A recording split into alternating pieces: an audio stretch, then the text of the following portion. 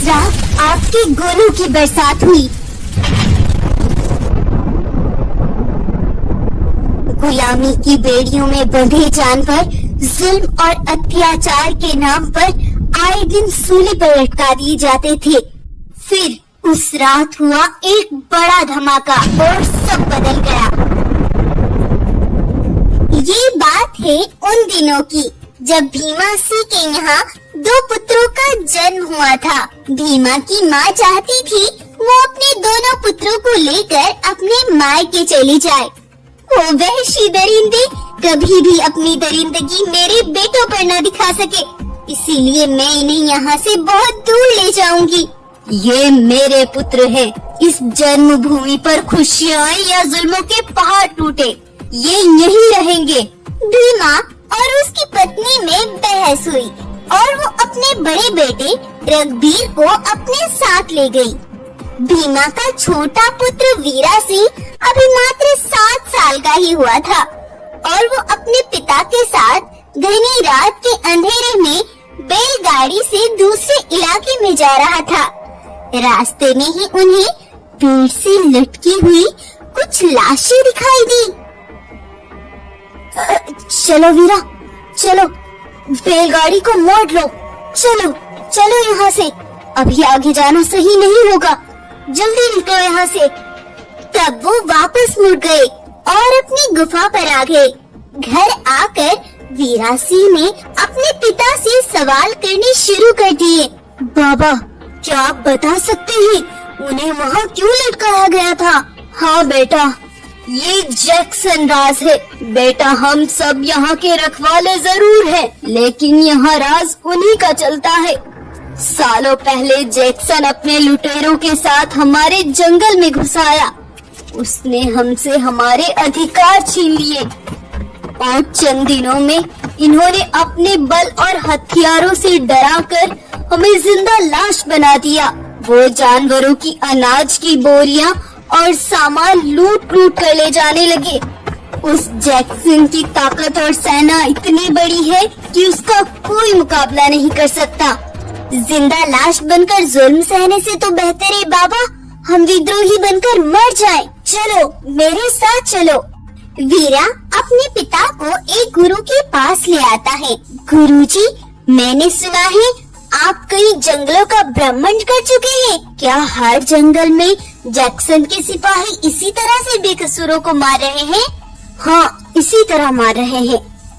तो हमें भी उन्हें मार देना चाहिए ना? अवश्य, बिल्कुल मार देना चाहिए। तो मुझे आशीर्वाद दीजिए, मैं मारूंगा उन दरिंदों को। बेटा, मारना मरना तुम्हारा उद्देश्य नहीं है, तुम्हारा उद्देश्य है जीत। तुम्हारे अंदर लगी जज्बे की ये आग तुम्हें आगे बढ़ाना चाहती है और इसी जज्बे को तुम्हें अपने साथियों के अंदर पैदा करना होगा, जिससे तुम बनोगे एक मजबूत ताकत की डोर। आजादी पाने के लिए वीरा ने 7 साल की उम्र में ही कड़ी मेहनत करनी शुरू कर दी। दूर से तीर साधना और नदी के गहरे पानी में दूर तक तैरना और ऐसे ही युद्ध कलाओं को सीखते सीखते वीरा जवान हो गया। गोपी, लगता है अब समय आ गया है पिताजी के आखिरी समय में किए गए उस वादे को पूरा करने का। मैं कुछ दिनों के लिए अपने भाई रघुबीर से मिलने जा रहा हूँ। हो सकता है जैक्सन की गुलामी से आजादी हासिल करने के लिए वो हमारी कोई मदद कर सके। तब तक तुम यहाँ का ध्यान रखना। आप निश्चिंत होकर जाइए महाराज, मैं अपने आखिरी दम तक अपने जानवरों की रक्षा करूँगा।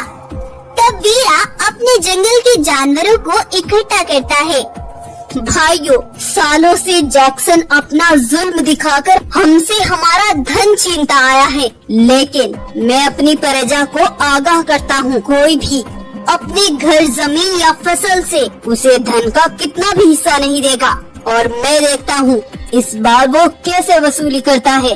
अपनी प्रजा को अपने नियम से आगाह करके वीरा अपने भाई के जंगल के लिए निकल गया।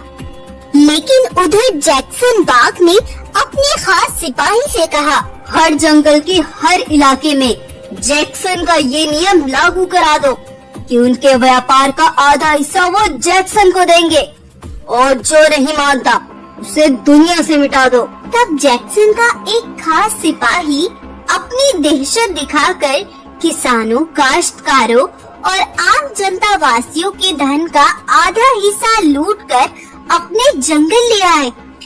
महाराज, हर जंगल के सारे इलाकों में से हमने माल इकट्ठा कर लिया, लेकिन सिपाही बता रहे हैं कि एक जंगल है जिसके जानवरों ने अपना माल बिल्कुल देने से मना कर दिया और वो कहते हैं कि उनके राजा ने उन्हें ऐसा करने के लिए कहा है। क्या मेरे नाम के डर से भी उन्हें अपनी मौत का ख्याल नहीं आया? तो जाओ और वहाँ ऐसी दहशतगर्दी फैला दो कि दोबारा अपनी जुबान खोलने की हिम्मत न करे। उधर वीरा भी अपने भाई रघुबीर से मिलने पहुँच गया था। देखो भाई रघुबीर, पिताजी से मैंने वादा किया था कि जानवरों को और जंगल को उस जैक्सन की गुलामी से आजाद कराऊंगा।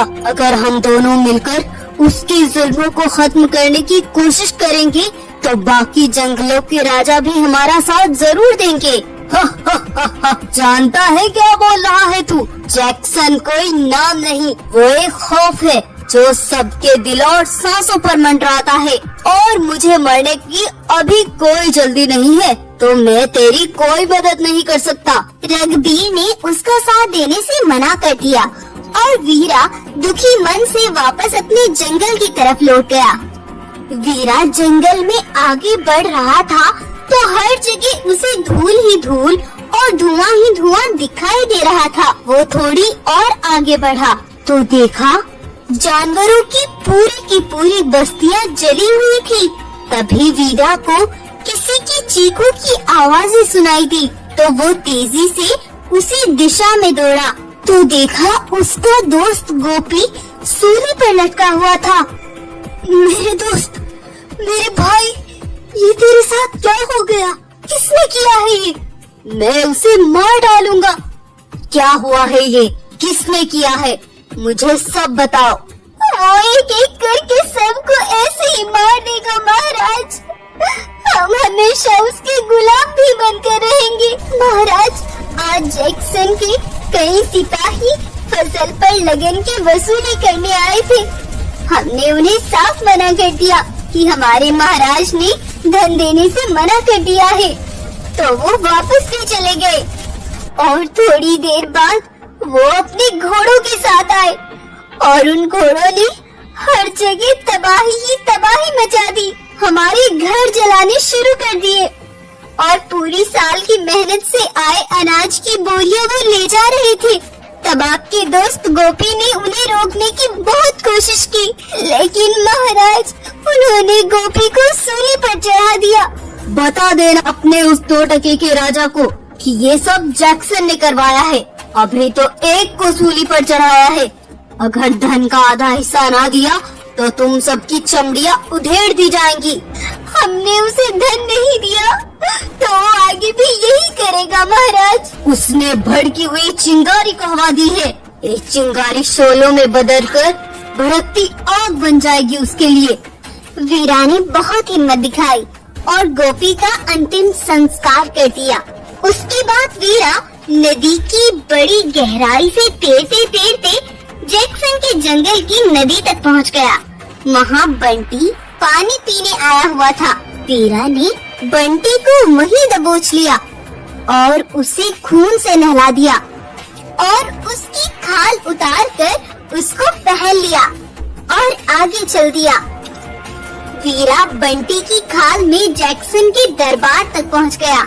महाराज, उस जंगल के जानवरों को हमने ऐसा सबक सिखाया है, उनका राजा वीरा जो भी होगा उसके पसीने छूट जाएंगे। अब बताइए इस माल का क्या करना है? गरीब जानवरों का माल हमारे किसी काम का नहीं। जाओ जाकर इस माल को बाजार में बेच दो और उसके बदले सोने के सिक्के ले आओ और हाँ, बंटी को अपने साथ जरूर लेकर जाना। तब जैक्सन के सिपाही और बंटी की खाल में वीरा बाजार तक पहुंचते हैं और उस माल के बदले सोने के सिक्के ले लेते हैं और वापसी के लिए लौटते हैं। साथियों, हम सब बहुत थक गए हैं अपने साथ में एक बहुत मजेदार शरबत लेकर आया था। चलो कहीं रुककर पहले उसे पी लेते हैं। तो वीरा की खाल में बंटी ने उन सब को वो शरबत पिला दिया और उसे पीने के थोड़ी ही देर बाद वो वहीं गिर कर मर गई। वीरा ने अपने ऊपर से वो खाल उतार दी और सोने के सिक्कों को लेकर अपने जंगल आ गया। ये बात जब जैक्सन को पता चली तो वो गुस्से से पागल हो गया। कौन हो सकता है वो जो भी है, उसने अपनी मौत को ललकारा है। भाइयों, जल्द ही उस तक ये सच्चाई पहुंच जाएगी और वो हम पर वार जरूर करेगा। इसीलिए मैंने फैसला किया है, इन सिक्कों का इस्तेमाल अपने युद्ध की तैयारी के लिए करूंगा। हमें ये युद्ध हथियारों से नहीं, दिमाग से लड़ना होगा। सभी जानवर युद्ध की तैयारियों में लग गए। जानवरों ने बड़े बड़े कड़ाहों में काले तेल को खौला लिया और राजा वीरा ने उन सब को उनके काम सौंप दिए। वीरा ने एक जगह बहुत सारे पहिए इकट्ठे किए और वो सब युद्ध के लिए तैयार हो चुके थे। तो उधर ये खबर रघबीर तक भी पहुंच गई और वो जाकर रात में ही जैक्सन से मिल गया। तुम्हारे सिपाहियों को मारने वाला और सोने के सिक्के लूट कर ले जाने वाला कौन है मैं सब जानता हूँ। तुम्हें सब बताऊंगा। मुझे अपना साथी ही समझो, लेकिन अशरफियों का संदूक लेकर आओ सिपाही। तुम बड़े समझदार हो। अब मेरी बात ध्यान से सुनो। रघबीर जैक्सन को सब बताता है और जैक्सन रात के तीसरे पहर में ही वीर के जंगल पर धावा बोल देता है। जैक्सन के सिपाही तेजी से आगे बढ़ रहे थे, लेकिन तब उन्होंने देखा कि उनकी तरफ आग में झुलसते पहिए चारों ओर से आ रहे थे। इस पहले वार को ही देखकर जैक्सन के सिपाही हैरान रह गए। आग से सुलगते उन पहियों से निकलकर वो आगे बढ़े और बम बरसाने शुरू कर दिए। वो सब यहाँ दिख क्यों नहीं रहे हैं? हमें उसके जंगल को नहीं, उसे खत्म करना है। जरूर वो अपनी गुफा में छिप कर बैठे होंगे। तुम में से आधे सिपाही उसकी गुफा पर जाओ। जैक्सन के आधे सिपाही गुफा की तरफ चले गए, लेकिन जैसे ही वो गुफा के अंदर तुरंत लोहे का एक मजबूत जाल में वो कैद हो गए और पीछे से वीरा ने आकर एक मशाल गुफा के पास पड़े भूसे में लगा दी, जिससे कि आग तेजी से सुलग गई। क्योंकि वीरा ने वो काला तेल यहाँ डलवा रखा था। खतरनाक काले तेल की झुलसती आग की लपटों में जैक्सन के आधे सिपाही वहीं मर गए और उधर जैक्सन अभी भी वीरा के जंगल के एक भी जानवर को ढूंढ नहीं पाया था। दरअसल जानवरों को वीरा ने पहले ही एक ऊंची पहाड़ी पर सुरक्षित कर रखा था। उन जानवरों ने ऊपर से ही बड़े बड़े पत्थर फेंकने शुरू कर दिए और जैक्सन के ज्यादातर सिपाही मारे गए। ये देख जैक्सन अपने प्राणों के बारे में सोचकर डर गया और वहाँ से भागने लगा। रघबीर अपने कुछ सिपाहियों के साथ आया। जैक्सन को लग रहा था रघबीर उसका साथी आ गया, लेकिन रघबीर और उसके सिपाहियों ने जैक्सन और उसके साथियों को वही जान से मार डाला, क्योंकि रघबीर शुरू से ही अपने भाई वीरा का साथ दे रहा था। और इस तरह सब जैक्सन की गुलामी से आजाद हो गए।